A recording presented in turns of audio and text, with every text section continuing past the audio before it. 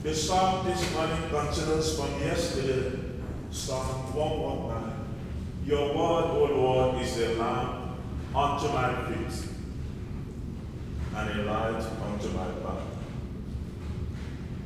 We've seen the power of the 12 in the gospel. He summoned them and he gave them power and authority to heal, to cure. And from birth, from creation, we have been given that capacity to heal, to cure, that authority to command. Even though we may not be medical experts, but we have been given that power.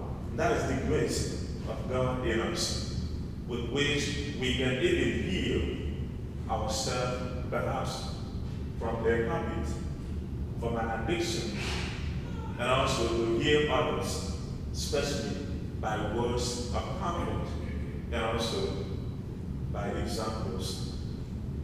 So, my brothers and sisters, that is a great power that we have.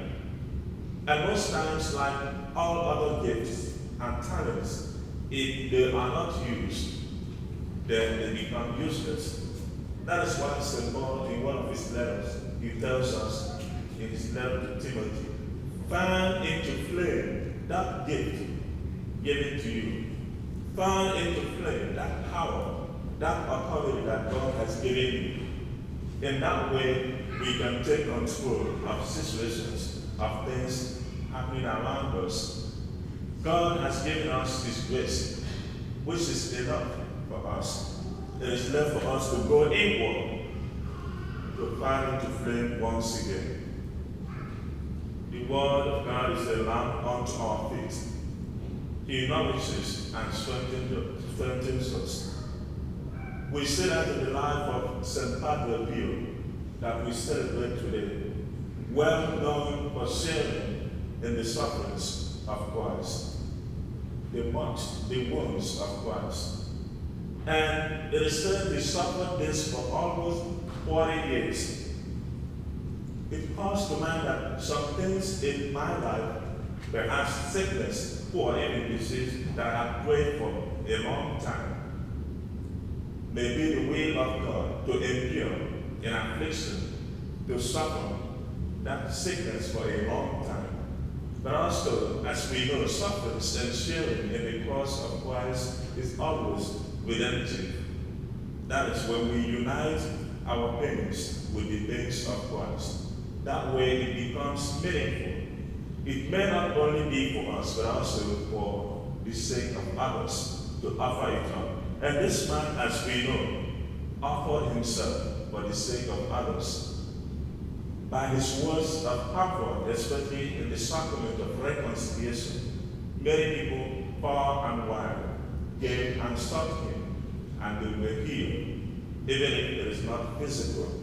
But also we know from his life of holiness, many signs or miracles, if you want to call it, were performed. And even till today, many people still seek for his intercession. On a day like this, we can also call on him, presenting the wounds, the pains, the sufferings that we may be going through, and how it may please God to unite whatever it is in our lives, families, country, to the will of God, and see how God turn all of that into His own glory. So, my brothers and sisters, may these words of the Scripture, in all its fullness, and also the example of St. Pius, who did not complain of the sufferings he was undergoing, but remained fervent in prayer.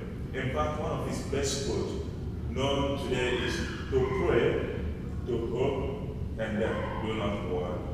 Once you have prayed, surrender everything to God, as St. Paul tells us. In all situations, present your case known to God, and then hope for His will to be done.